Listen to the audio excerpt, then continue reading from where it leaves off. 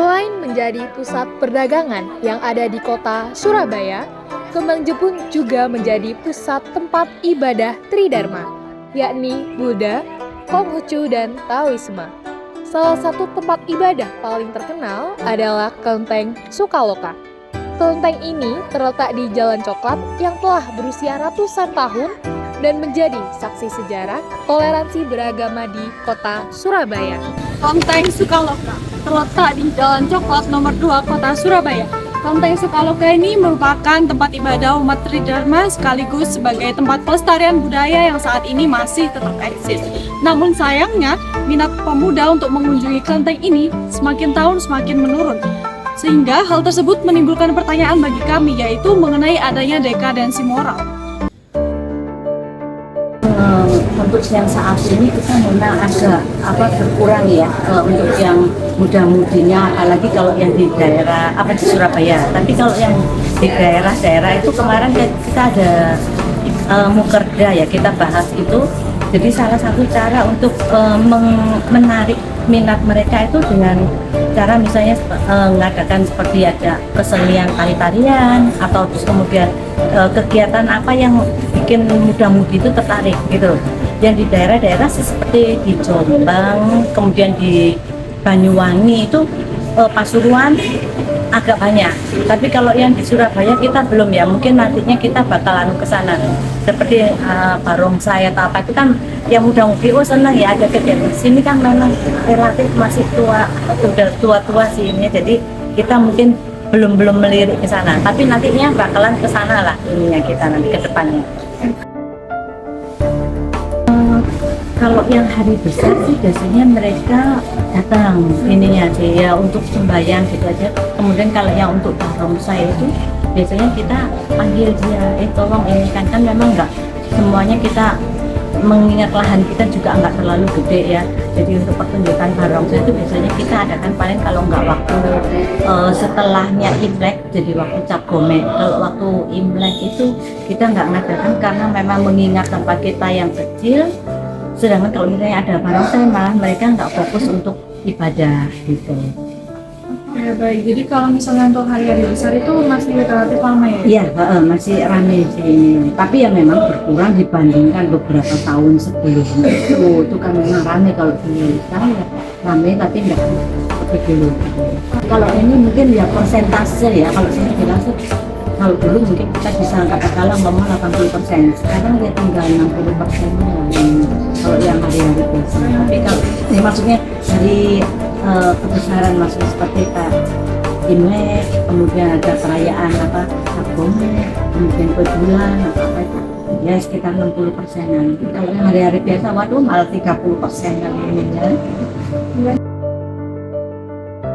Benar. Kita kalau kelenteng kita sih terbuka tiap hari. Jadi siapa umat yang mau beribadah, mau sembahyang itu kita persilakan, nggak apa-apa dengan ininya toh. Karena kan kita memang nggak ada seperti kayak khotbah atau apa itu nggak ada.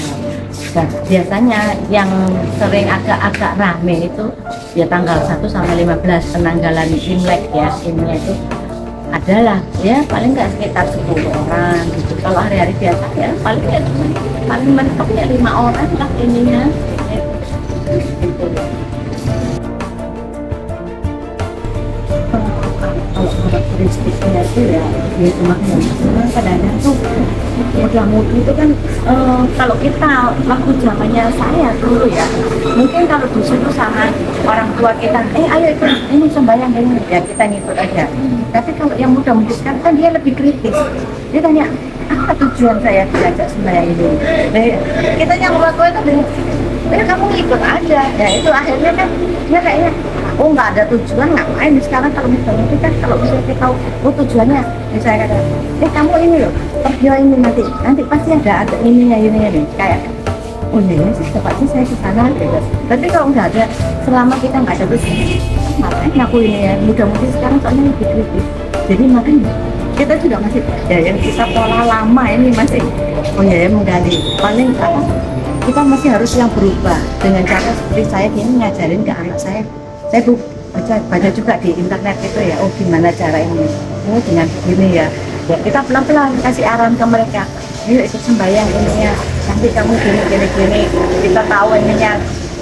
Itu pun juga nggak langsung ya, udah berapa kali ininya baru coba sih saya tak ikut, nah gitu. Jadi ya pelan-pelan kita memang untuk ngasih ininya dia. Tapi kalau yang transfer lain kan ya, oh datang ini loh, nanti kamu tak kasih istilahnya ini ada malah ya yang kalau nggak salah dari salah satu ini ya agama lain itu dia kasih ini mas ya.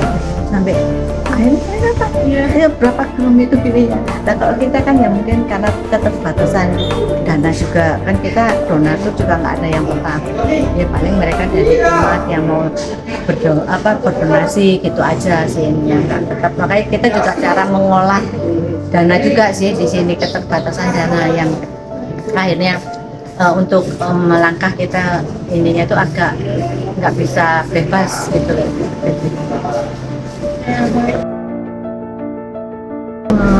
Kita untuk upaya itu sih ya kita caranya ini kan kita ada masuk di perkumpulan tempat ibadah Tridharma ya, dengan kita ngikutin acara, misalnya ada acara seperti kemarin Mukerja kita ikut Mas, kemudian nanti ada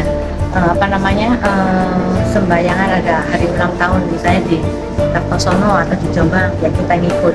Dengan begitu kan mungkin, dan mereka juga kan ada banyak muda-mudinya, dia upload di sosmed atau apa ya, itu nanti yang mereka yang minatnya di situ. Ada kan kita udah ada muda-mudinya, kalau di sini nggak ada ya, jadi kadang-kadang saya pun juga udah dulunya saya aktif di Instagram tak ini kan, terus begitu ini sudah berkurang orang umatnya, yang pengurusnya juga berkurang, saya ngikut masuk di pengurus, kita Bengkalai yang ini. Iya, jadi fokusnya ya udah di upacara ini aja. Dari hasil wawancara, terlihat adanya penurunan yang cukup signifikan dalam tingkat kunjungan umat, terutama dari kalangan muda. Jika pada masa sebelumnya tingkat partisipasi dapat mencapai sekitar 80%, kini jumlah tersebut menurun sekitar 60% pada hari-hari besar keagamaan dan bahkan hanya 30% pada hari-hari biasa. Presentase ini menguatkan adanya gejala dekadensi moral berupa merosotnya minat generasi muda untuk datang dan beribadah di kelenteng. Pihak kelenteng menanggapi penurunan minat generasi muda dengan mulai menyesuaikan diri pada perkembangan zaman. Mereka memanfaatkan media sosial, membuat kegiatan yang lebih menarik bagi anak muda, dan mengemas acara keagamaan dengan pendekatan yang lebih interaktif. Sementara itu, anak muda juga diharapkan ikut menjaga tradisi dengan tetap memberi waktu untuk beribadah, terlibat dalam kegiatan kelenteng, dan tidak melepaskan nilai-nilai budaya yang telah diwariskan. One is the loneliest number that you'll ever do.